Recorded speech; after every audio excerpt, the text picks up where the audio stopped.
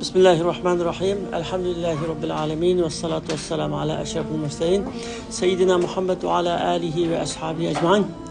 Allah Teala hammelerinin qadam teşrif qilganlarga savab, ecir yazsın.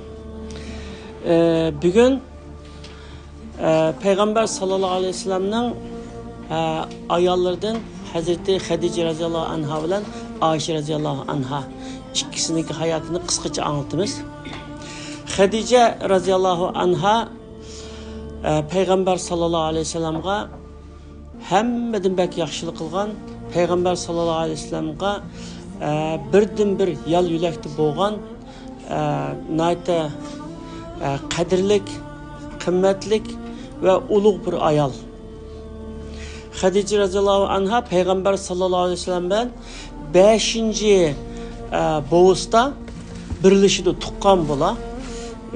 Qusay degan boğusta birleşidi 5. boğusta. Hadice radıyallahu anha burun 2 qatim öylengen, yoldaşı tükep ketken. Şundaq bir halatda bu Mekke'deki en çok ticaretçilerden biri ve nayete hürmetlik ve çok atalgan meşhur ailelerinki biri endi. Şu çağlarda özünün ticaret mallarını Kureyşliklerge, erlerge tapşırıp Şam'a evetkizip, mal ağızıp, ekilip, satkızıp aynı kıldı iken. O çağda ayallarının yüzü çıkıp ticaret kılış, bunda işi yok Araplarda ayallar yüzü çıkmagan iken. Şunda bir yüzü bille boğmay kişilerge tapşırıp koygan işler olgan iken nurgun vakitlarda ziyanға uçurdu dep, bulancı tatıp ketdi dep, mal kasatı oldu dep, aşında dep nurgun ziyanlarga uçurayotgan şunda bo'lganda bir kunlarda yendikilerden birisi Muhammed'in Emin dep ishonchlik bir yigit bor ekan. Şu yigitni taklif qilib baqsaq bo'lmamdi degandikin berib ular Rasululloh sallallohu alayhi vasallamga deytgan.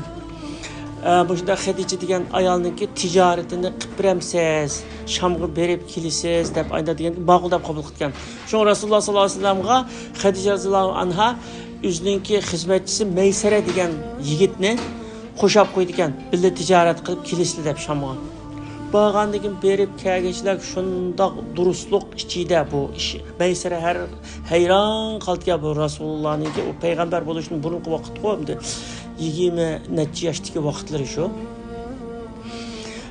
Malını nati joyida yaxshi odatgan durustlik bilan akilib shunda foyda chiqadi ekan, nati barakatli. Rasululloh tutgan har narsa, olgan, sotgan har narsa shunda barakatli bo'lgandan keyin bu shunchalik va qo'shilib ketayotganda bu haqiqatan yaxshi adamkan deb keyin Hadice radhiyallohu anha o'ylanib, men shunaqa to'y taklifi qilsam deb Nafisa degan ayolni avatdi Rasulullohga. Avatgandan keyin ayol sizni aşı Hadice degan ayol üzüge so'rayotdi. Siz ashuni qabul qilamsiz degandan keyin bu qandaq ayol degandan keyin deb birtgan hammasi. Bunda durust ayol anda bunda degandan keyin Rasululloh qabul qildi. Endi shu chaqda Mekke'nin nayeti çoğun ticaretli, çoğun adamlarida neçisi Hadice bilen öylensek deb şunda kelse unumagan gapda, o unumaydı debdi. Üzün ayeti bek meşhur aileden çıkan, üzü baylıqımı yaxşı ve üzü nayeti iffetlik, şereflik bir ailede anda olgan onun bilan qudu bacı bultqanlığını nayeti arzu qildi ekan, ama Hadice üzü tallaydı ekan endi buni. Shu joyda Rasulullah'ın tallagan gap. Şunu bilan Rasulullah'a öylendi. Rasulullah öylengen çağda sallallahu aleyhi ve sellem 25 yaşta, Hadice radhiyallohu anha 40 yaşta. Öylengendan keyin o Rasulullah'dan o ayoldan Hadice radhiyallohu anhadan Rasulullah'nınki 6 farzand bo'ldi, 4 qiz, 2 o'g'il. Bunu endi her qandaq bir Müslüman Peygamber sallallahu aleyhi ve sellem'e bo'lgan muhabbet bilan Rasulullah'ın bütün ailesini, bütün ahvalını bölüşke tegishlik. Odatda mesela biz en yakın dostlarımızdan, tuqqanlarımızdan, qo'shnilarimizning balalarını hemen narsani bilamiz. Ama nurg'un Müslümanlardan sorsa Rasulullah'ın qancha balasi bor, qancha qiz, qancha o'g'il bor desa hammadan javob beramaydi. Ama bu muhabbetimizninki bir ifodasi bu bilishcha. Rasulullah'ınki 7 farzand bo'lgan. Hadice radhiyallohu anhadan 4 qiz yani. 2 o'g'il, keyin Mısır'dan evetken, Qibtiye, Mariya Qibtiye degan ayoldan bir o'g'li bo'lgan. farzandlarining hammasi Rasulullah'ningki hayot vaqtida tugab ketgan. Fatima radhiyallohu anha eng kichik farzandlari shu edi. Rasulullah'dan keyin qolgan. 6 oydan keyin vafot bo'lgan. Xadija radhiyallohu anha payg'ambar sallallohu alayhi vasallamga uylangandan keyin shu uzunga qolmay hamda bir 15 yilgacha 15 yılga şunda yaxşı ötüdü. 15 yıldan keyin Rasulullah sallallahu aleyhi ve sellem'e vahiy keldi. Vahiy kelishinin aldıda Rasulullah muşu cemiyetdeki muşu butqa ibadet qilish, sil rahimni buzuş, kuchliklar acizlarni buzaq qilish, axloqsizlik, yolg'onchilik deganga o'xshash cemiyetdeki muşunda ishlardan zararlanib, cemiyetden insanlardan yiroq turib, Hira g'ariga chiqib, aşağıda Allah'a ibadet qilgan. O'zining bilgunicha ibadet qildi u chaqda, uni vahiy kelmagan, ya bunda ibadet qilsin demagan, lekin insonning fitrida bir yaratuvchi yolg'iz bir Alloh bor degandan Allohga ashuna ibadet qilib o'tirdi ekan. Bir haftalik nenni echkitadigan, nenni ichadigan suyini echkitib, aşağıda itikob qilib o'tirgan. Shu o'tirgan kunlarning birida Jibril keldi. Jibril kelib, o Jibrillikni uqmaydi, ishini uqmaydi. Jibrilni haqiqiy suratilar Rasululloh shu chaqda ko'rgan. 2 qatim ko'rgan. Bir qatim shu, bir qatim Isro Mirojga chiqqan. Jibrilni haqiqiy surati bilan ko'rsa deydi. 600 qanoti va butun ufuqni yo'g'igan deydi. Nayt bak bunda hayvatlik hamda qo'rqinchli emas, bak hayvatlik ham. Shu chaqda nayt qo'qab ketdi-da, kelib o'qigan deydi. Rasululloh o'qigan degan, men o'qishni bilmayman deydi. Rasululloh yezishni, o'qishni o'rganmagan zot, o'qishni bilmaydi. O'qigan degan o'qishni bilmayman degan kelib gelni siqdi ekan, qattiq siqib bunday qilib o'qigan degan nimani o'qiyman deydi. Nimani o'qiyman deydi, o'qiyotgan narsa yo'q oldida. O'qigan deydi, men bilmayman deydi. Shunday qilib yana gelni siqdi, o'qigan deb turib, andin iqro bismi robbikallazi xalaq, xalaqal insana min alaq, iqro robbikal akram allazi allama bil qalam degan Alaq surasining 5dagi 5 oyatni o'qib turdi Jibrilda. Seni yaratgan Robbingning ismi bilan o'qigan degan shu oyat o'qib turdi. O'qib bergandan keyin shundan keyin bir qo'rqib ketdi. Bu nima ishligini uqmaydi. Shundan keyin darhal o'yga bordi. O'yga borib Xadija radhiyallohu meni yo'g'ab qo'ying dedi. Qo'rqib ketdim dedi. Ma'qul yo'g'ab qo'ydi. Yo'g'ab qo'ygandan keyin midam degan asliga kelib, "Nim bo'ldi?" degandan keyin men shunday kelib birsi o'qigan dedi. Gelimni siqdi deb bütün ahvolni deb bergandan keyin qo'rqavatım o'zimdan degandan keyin siz sil rahim qilasiz, kishilarga yaxshilik qilasiz, yetimlarning beshini silaysiz, acizlarga yordam qilasiz, zulmga qarshi turasiz. Bütün axloqning, go'zal axloqning hammani deydi deb siz shunday bir odam, Alloh sizdek bir odamni hargiz xor qilmaydi, sizni yangi uchratmaydi. Buning chuqur bir yaxshilik bor deydi. Ya'ni men degandimi, shu dinning asosi, dinningki bir musulmonda bo'lishga tegishli eng go'zal sheylarni Rasululloh sallallohu alayhi vasallam deydi. Shuning hammasi sizda bor, siz shunday yaxshi kishi deb. Shu chog'da hamda andaqda qanday qilamiz deb bu Xadija anhaninki tag'isining o'g'li va Varaq ibn Nufayl degan odamda. Bu odam burun qash İbrahim alayhisalomninki diniga e'tiqod qilganlardan ekan. Endi mushrik bo'lib ketgan bilan jamiyatdagi bütün insonlar, intayin az insonlar burun qiyash İbrahim alayhisalomning dini bilan qilib qolganlar bor. Ham u odam xristian bo'lgan ekan, İncil Tevratni ravon o'qiydi ekan, İncil Tevratlardagi bishoratlarni biladi ekan. Shundan keyin Rasululloh sallallohu alayhi vasallamni apirtgan tag'isini qish, apir buni mushunda bo'libdi degandan keyin bu Allohninki vahiysi, bu mushu ummatninki payg'ambar bo'ldi ekan bu kishi deb, siz payg'ambar bo'lsangiz, siz Allohning payg'ambari ekansiz. Kashki sizni qavmingiz chiqirayotgan chaqda yo'tini shu chaqda men hayot bo'lgan bo'lsam sizga yordam qilgan bo'lardi degan. Mening qavmim meni chiqirayotamdi deydi. Ha, chiqirayotdi sizni bütün payg'ambarlarni ayni qavmi askil qilgan deb aynadi. Ya'ni Rasululloh qavmi shunday yaxshi ko'ratdiki, uni Muhammadul Amin degan ishonchlik degan gapdan yaxshi ko'rganlikdan Muhammadul Amin deb binasini omonat qo'yatdi, shunchalik ishonch qiladi. Rasululloh yangi bir dinni olib kelgandekilla alnikini ko'ngliga yoqmagan sonra birdamning aliqda Rasululloh uning dushmaniga aylandi. Dushmaniga aylangandimi, ya'ni Rasulullohni bu odam nayt ishonchlik, axloqliq, rost so'zlik, yaxshi odam deb turib dushmanlik qildi ular. Shunday yaxshi odam, ammo bizga bu boshqa bir dinni akilib, ota-bobolarimizning dinidan biz o'zgartib qopdi deb ashunday.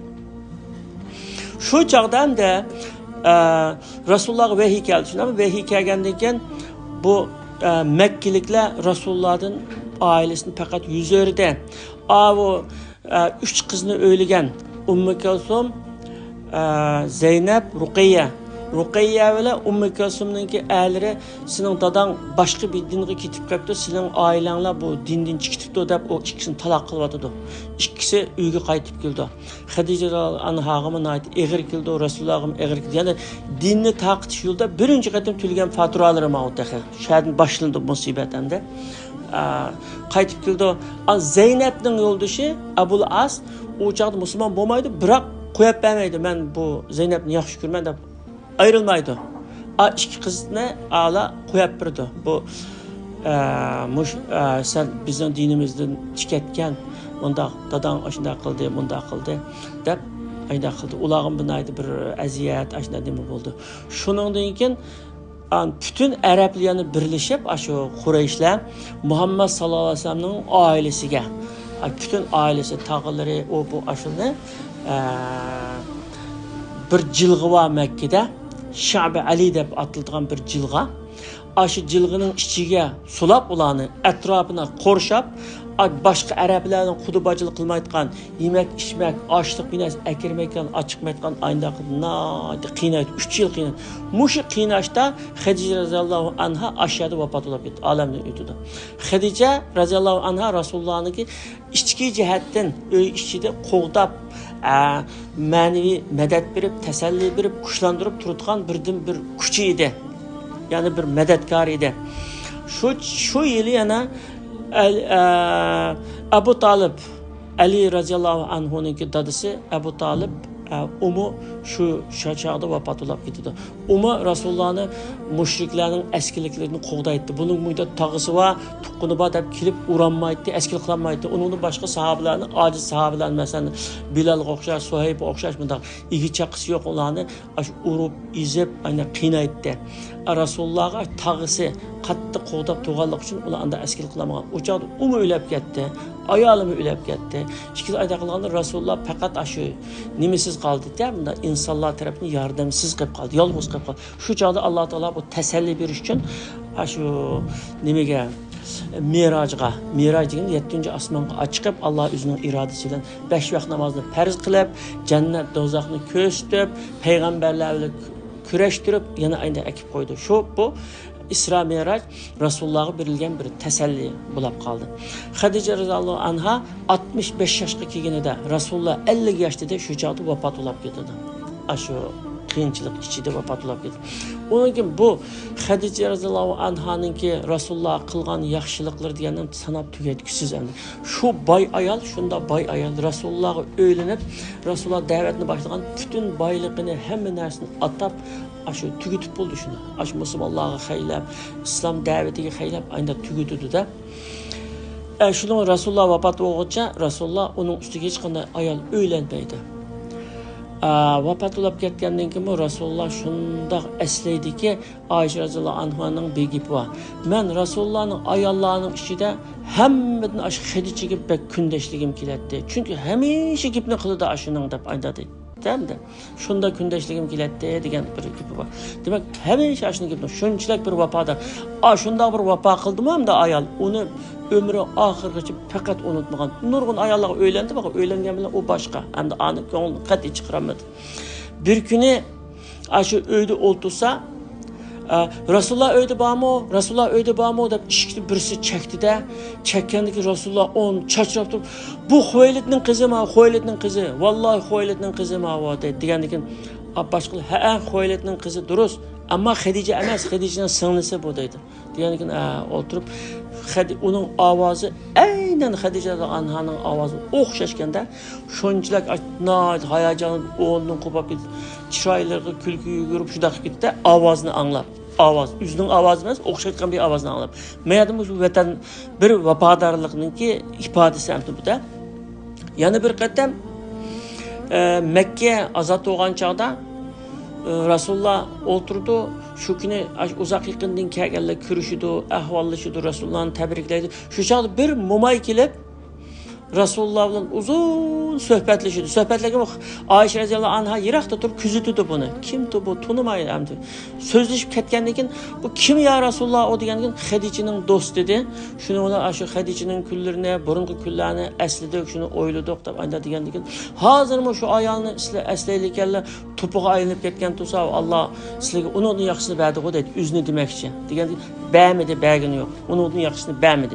Chunki o'z vaqtida boshqalar inkor qilganda menga ishongandi. Boshqalar menga hech narsa bermaganda u pul melni menga tugab ayna qilgandi. Boshqalar menga dushmanlik qilgan u meni qo'g'digandi. U shundoq bir ayolki, Alloh menga uningdek yaxshisini bermadi deydi-da. Uningdan bir g'azotda asir tushdi mushriklar bilan bo'lgan bir g'azotda 70 mingdan ortiq mushriklar asirga tushdi. Asirga tushganlarni qanday qilamiz deganda bunun ichida savodi bor bo'lsa, har bir odam 10 balning arab tilida savodini chiqarib qo'ysa, xat yozish o'qishni o'rgatib qo'ysa, qo'yib beraylik degan siyosat chiqirdi. Ammo endi nimasi yo'q? Savodi yo'q. O'rgatanmay qolib bo'lsa, pul to'lasin. 4000 dirhamdimi shuna pulni qilib, shu pulni bersa, kessin deb aytdi. Degandan shu chaqda Rasulullohninki shu qizi Zeynab roziyallohu anhaninki yo'ldoshi Abul As shu asirga tushib qoldi. U mushriklarning qatorida iymon etmagan mushriklar aşağıdaki Mekkadagi yoshlarni zo'rlab ayda hammani ayda askar kelib Rasulullohga qarshi urush qilib chiqqan gapi. Chiqqisi bo'lmasa hamda u qaynotasiga qarshi urush qilib bo'lmasa zo'rlab chiqqan hamda uni. Chiqib asirga tushib qoldi. Asirga tushib qolgan ekan Zeynab roziyallohu anha Mekkada turib buni anglaydi. Mekkada yolg'iz qiliqli o Rasululloh hijrat qilib ketgandami, qizi yolg'iz qiliqli aşağıda. Shuning bilan erimni qutqarsam bo'ldi deb o bir boyundagi bir blokisini, uning ko'zi rasmiy nima ko'zlikkan, marvoyat ko'zlik blokini shuni avatitgan Makkaga, nimaga, Madinaga. Mushuning qimmatli narsa hamda mushuning bilan mening erimni qutqarsin deb bergankin, ayni asrlarningki binasiga shu orliqda sahobalardan bilsamdi, Abul Asni bilgandan ya Rasululloh meni o'zlariga avatibdi deb bina xaltida binasini berdi. Bergan bu ichib ko'rsa, blokini ko'rib Rasulullohning chiroyi o'zgarib yig'lab ketdi-da. Ya Rasululloh nima bo'ldi degan bu Xadichaning blokisi, bu Xadichaning qizim Zeynabning to'yi bo'lgan chaqda shuningki bo'yniga taqab qo'ygandi deb yig'lab ketdi. Shu qizim erini qutqizishni shuni avatibdi deb. Shunga sahobalarga agar xohlasanglar Abul Asni qo'yib berayli, mol dunyosini o'zga berib atayli. Sizlar qanday nima deysizlarki, ya Rasululloh qo'yib berayli bo'ldi shunday qiladi. Ya'ni Rasulullohning yani bir davlatning boshlig'i, xalqning imomi hammaning cho'ngi turib qanday qaror chiqarsa hech kim gap qilmaydi qo'yadi. Yo'qlar, men qo'yib beringlar, buyruq qilsa bo'ladi, lekin buyruq qilmaydi. Sizlarning haqqinglar bu. Xohlasanglar, endi men qizim o'zining bo'yindagi blokisini avatibdi. Xohlasanglar men mol dunyosini o'ziga qaytarib berayli. Men Abul Asni qo'yib berayli dedi. Andadim ma'qul deb Abul Asga, "Amisa bir shart bilan seni qo'yib berman. Sen Makkaga berib, qizimni menga avatsa" dedi. İman etmeye vakti tek Abul Aslanca. Maqul deydi, maqul deb rasm Mekke'ye berib, Zeynep roziyallohu anhani nimaga avatib berdi. Madinaga avatib berdi. Demak shu chaqdagi mushriklarmi, mushrik kofirlarmi va'dasida turtgancha gap qilsa so'zda turtgan. Rasulullohning hijratda yo'l ko'rsatib nim qilgan, aqisdan yetib olgan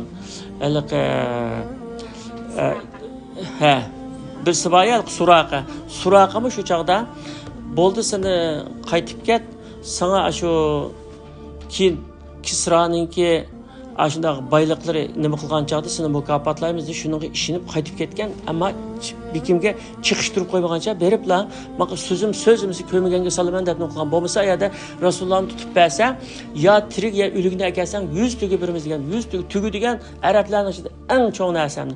Shuni so'zda tug'an.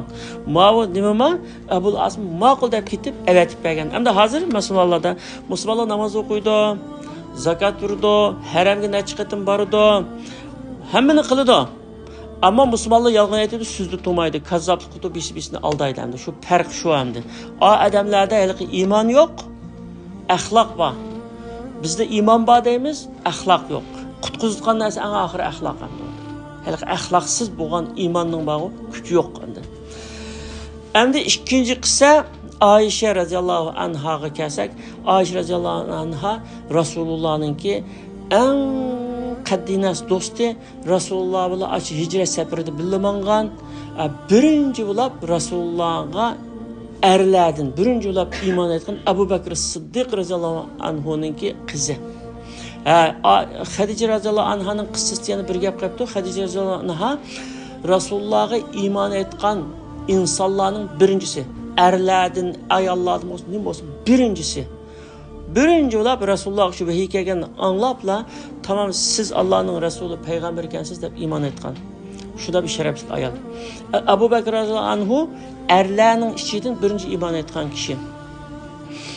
Ayşe radhiyallohu anha Rasulullahga o'ylanishdan burun uningga Abu Adi ibn Hatim balısını etmemek olab burun bir elçi evetip diken.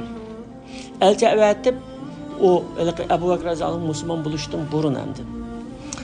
Elçi evetip diken şu toy buludu, bu cevap verip boğuca bu vahiy kilidi Resulullah'a Ebu Bakr radhiyallohu anh ergişidi. Onun için o kızını alaydı adam cımbılap kaldı bir günü Ebu Bakr radhiyallohu anhuga Resulullah'dan bir elçi kilidi.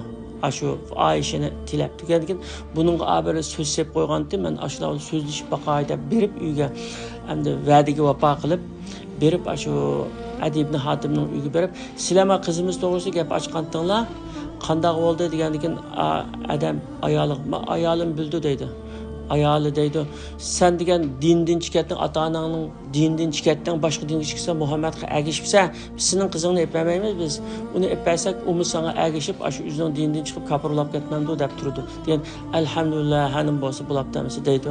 Deb Rasulullohning undan necha hadsa afzallikni bilib-da, lekin oyatda so'z berib qo'yganlik uchun bu javobini olay deb bordi.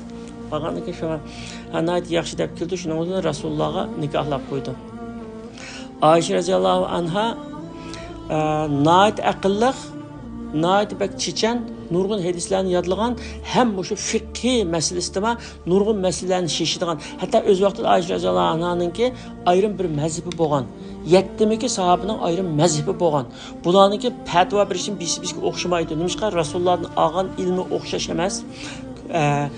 Ayet hadislerden çıkartkan hükümleri huduma o Hanefi mezhep, Şafii mezhep, Hanbeli digenge o'xshash, ashunga o'xshash fikr qarashlar o'xshash bo'lmagan, shunchalik mujtahida, ya'ni ijtihod qilib ayndagi bir nimani chiqara oladigan.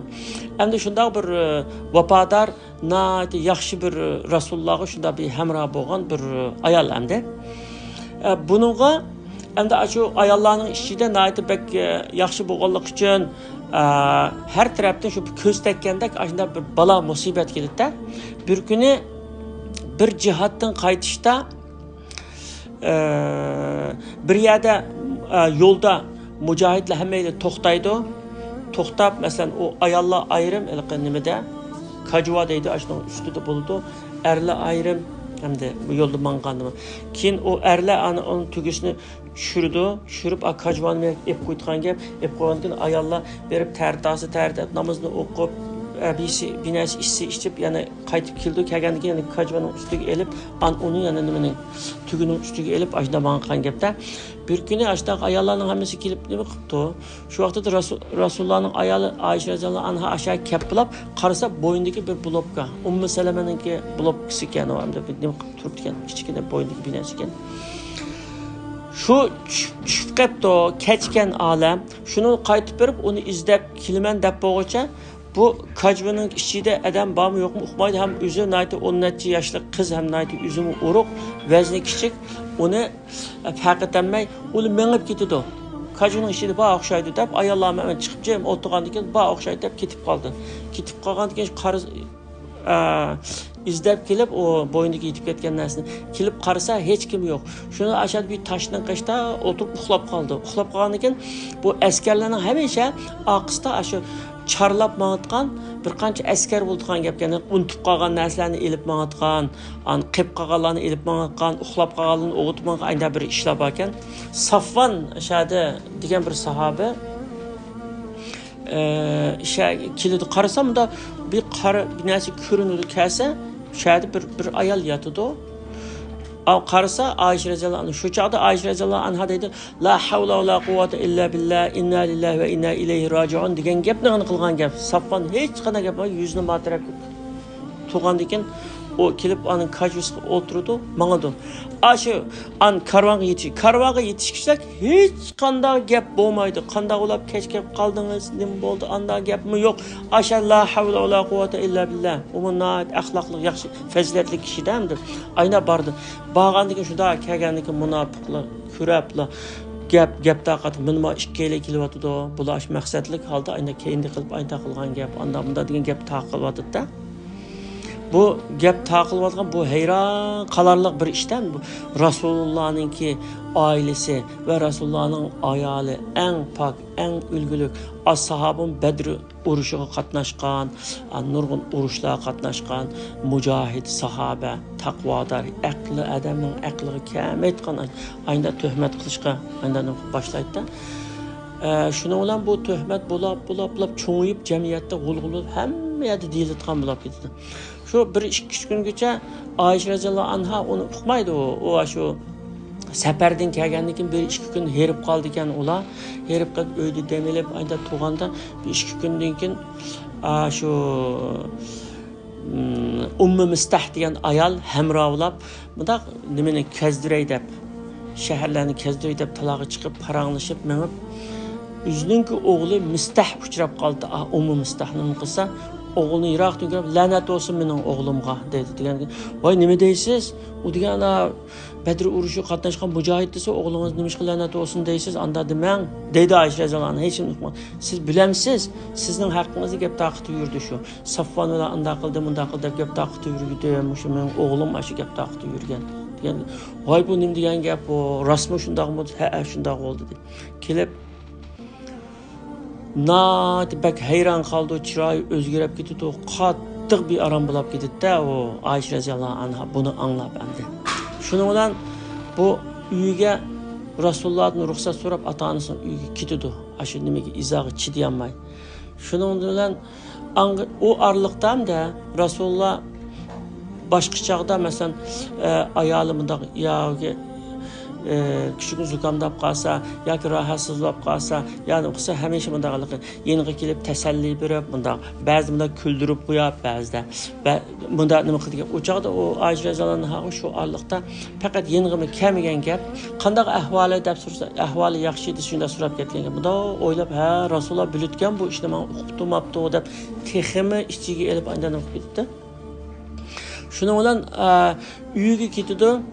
Uyiga ketib ata-onasidan so'raydi. Mushunda gaplarni anglayapman, rasmo degan, "Ha, bizmi angladik qizim" deydi. Qarasa hammadan bilgan, men'gini bilmayman ekan deydi. Hammadan bu qissani bilgan, men'gini bilmayman ekan deb texim yig'lab ketdi. Shuni Rasululloh keldi. Kelib Rasululloh Ayşe'ga deydi. Ayşe, agar siz shunda gunoh qilib solgan bo'lsangiz, Alloh taologa tövbe qilsa, Alloh taolo kechirdi. Agar siz anda bo'lmasangiz, Alloh cho'qim sizni aqlaydi deydi. O çağ teximi yig'lab ketdi bu. Ya Rasululloh, menga ishonmayapamlar, men mushda aqllarga kelyapamda musho degan gap qilmaydi. Shuni bilan deb ota-onasiga dada siz javob bering dedi. Dadasi yig'lab turib, men nima deb javob beraman qizim? Men nima deb javob beraman deb turdi. Onasiga deydi. Onasi qizim men nima deb javob beramiz Rasulullohga dedi.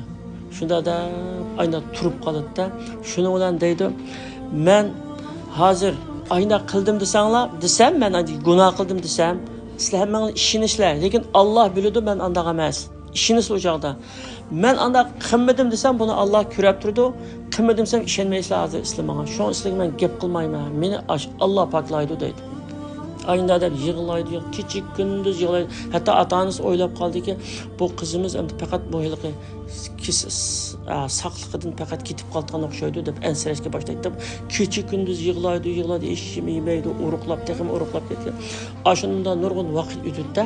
Shunda vaqt o'tgandan keyin bir kunlarda Rasulullohga vahiy keldi. 9 oyat tushdi shu. Ayşe radhiyallohu anhani paklab. 9 oyat tushgandan keyin bu oyatni o'qib turdi. O'qib berganda hammayli muborak bo'lsin deb shundan o'qidi. Abu Bakr radhiyallohu anhu bilan ayoli Ayşe radhiyallohu anha onasi.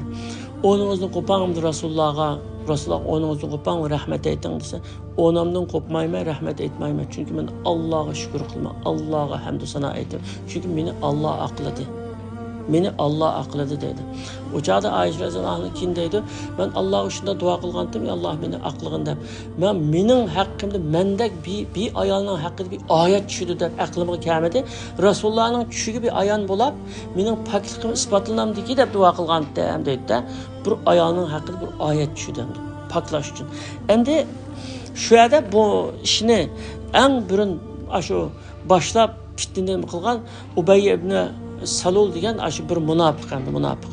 Bu munofiq hammadamga aniq. Ammo bu munofiq namozga azon o'qib bo'lguncha birinchi safga kelib Rasululloh aqsa namoz o'qiyotgan. Bütün yaxshi faoliyatlarda bor, ibodatlarda bor, hammasida bor. Lekin shunda munofiq shunda askil qildi. Mushu oyat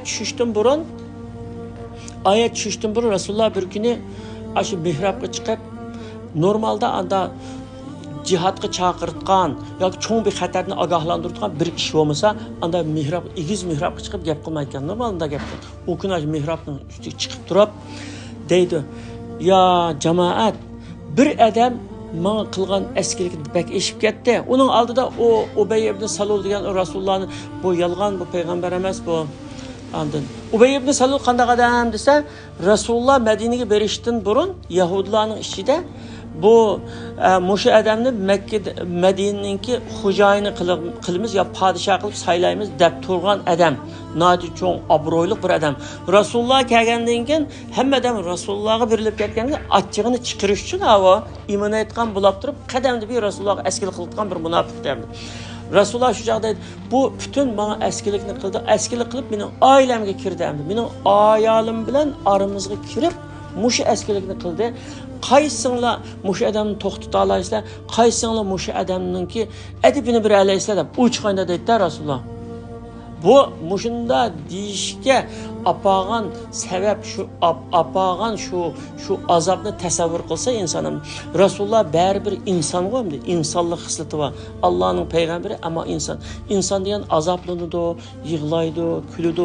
Bu bütün eskilikni qilib, bütün bu Muhammedning dini yolg'on, Muhammedning podshohi o'qisva, andaq bundaq deb musulmonlarning orasida fitna taqib, ham qitgan bütün ishni qilib, eng xatarligi bo'lgan oilasiga kirib, eng pak bir ayolni tuhmat qilish orqali Rasulullohning obro'ini tushirishga ayda bir uringan gap. Endi o chaqda Rasululloh sollallohu alayhi vasallam bir tarafdan Alloh taologa duo qiladi, bir tarafdan quldan nima keladi hamda shu chaqda mihrobga chiqib shu chaqda ayda deydi: "Bir adam mening oilamga keldi askil qilib, qaysinglar to'sa olasizlar, qaysinglar shuni bir adibni bir alaysizlar" degandan keyin Sa'd ibn Muaz raziyallohu anhu o'nda tur. Bu 26 yoshda iymon etgan, 33 yoshda shahid bo'lgan kishi. Shu o'rnidan turib, "Ya Rasululloh, Madinada ikki qabila bor, birisi Aws, birisi Xazraj. Aws qabilasining xo'jayini men, uning cho'ngi men. Mening qabilamdan chiqsa agar o'sha odam, sizga askil qilgan shu munofiq mening qabilamda bo'lsa, men kallasini olaman, gap yo'q uningda. Agar Xazraj qabilasidan bo'lsa, sizlar amr qilsizlar, chunki mening kuchim yetmaydi boshqa qabilaga. Sizlar amr qilsa, buyursizlar, men 5 ni olayo'nan." Degandan keyin Sa'd ibn Ubada ondan turdi. Sa'd ibn Ubada deganmi nadibak yaxshi sahoba, nadibak taqvodor, go'zal, isil bir sahoba. U Xazraj qabilasininki nimasi cho'ngi, ya'ni oqsoqili. Bu turib Sa'd ibn Muazga o'ltiranmaysa, mening qabilamdagi odamni sen nima o'ltirishga nima haqqing bor? O'ltiranmaysa uni deb ikkisi vaqirashgan ekan. Unga Usayd ibn Xuday roziyallohu anhu o'rnida turib, Sa'd ibn Ubadaga: "Ey munofiq bo'lding sen, munofiqsan. Jahiliyatdagi shu nimani deb hozir qabilavozlikni deb qabilani qutqizman deyapsan" deb vaqirishib uchaylan anda ketgan Rasululloh: "To'xtanglar, bo'ldi, to'xtanglar. Mishada qolganlar bu masalani" deb hammasini to'xtatib, "Bo'ldi, bu masalani unutib ketinglar mishada" deb to'xtatib mihrobdan tushib ketdi. O chaqda anda hech qanday ish bo'lmaydi. Shundan keyin bir qancha kundan keyin oyat tushdi. Oyat tushgandan keyin ondan Aisha roziyallohu anhani shu aqlaydi. Aqlangandan keyin sahobalarmi o chaqda o'zining ba'zi nimaga ishinib ketib, gap taqitib qolganlarmi unga tövbe qildi. Shu qatorda Mistah degan hiliqi ayolning bolasi Mistah deganga Abu Bakr roziyallohu anhu doim yordam qilgan, u kambag'alga yordam. Shu chog'da Abu Bakr roziyallohu anhu shuni anglab Mistah shu gapni taqitib yurdi ekan. Buningga yordam qilmayman men unga. deydi. Degandan keyin shu darhol bir oyat tushibdi unga. Wala ya'tali ulul fazl minkum was-sa'ati va yu'tul qurba val muhajimul musakin degan oyat tushibdi. Yaxshi fazilatlik odamlar qiladigan yaxshi ishlarini amında sebepler bilan to'xtatib qo'ymasin degan oyat tushdi. Abu Bakr roziyallohu anhu vaqtida tövbe qildim, tamam. Yani yaxshiligimni davomlashtiraman dedi. Ayna bir vaqaliklik o'tdi. Endi bu yerda Payg'ambar sallallohu alayhi vasallamninki şu davet işlerinden tatip yani muşu Mekke'deki tatkan bütün acaba muşakkatlarda şu Resulullah'a birden bir medetkar bulup birden bir güçlendirip şu Resulullah'a birden bir ruh verip aynı tuğan ayal Hadice radıyallahu anha. Bunu hatta bununki doğrusu Allah Teala Allah'ı salam yollagan Hadice radıyallahu anhaga Cibril arka Hadice'ye salam deb Resulullah ayında degan. Demek Allah'ın dergahida şunchalik bir mertebelik ayında kişi bo'lgan Hadice radıyallahu anha. Onundan keyin Ayşe radıyallahu anha bo'lsa Resulullah'ın şu yaşangan vaqtida Resulullah'ın hizmetinde bulab tertiği su quyib berib duasını elib ayında qilgan nayeti yaxshi bir ölgülük bir anımız. Resulullah sallallahu aleyhi ve sellem'nin ayalları müminlerin anısı. Kur'an-ı Kerim'nin hükmü boyunca müminlerin anısı. Bizdeki en ülgülük anılarımız deb şularni yadlaymiz. Bu iki faziletlik ayalınki qısqacha tarihi muşandı. Allah Teala ulardan razı olsun. Bütün Müslümanlardan Allah Teala razı olsun. Bütün anılarını, mümin anılarını aşu anılardek buluşqa, aşu anılarınki faziletini özlerine yerleştirip perzentlerini hakiki salih perzentlerden kılıp terbiyeleşke Allah müyesser kılsın deyimiz.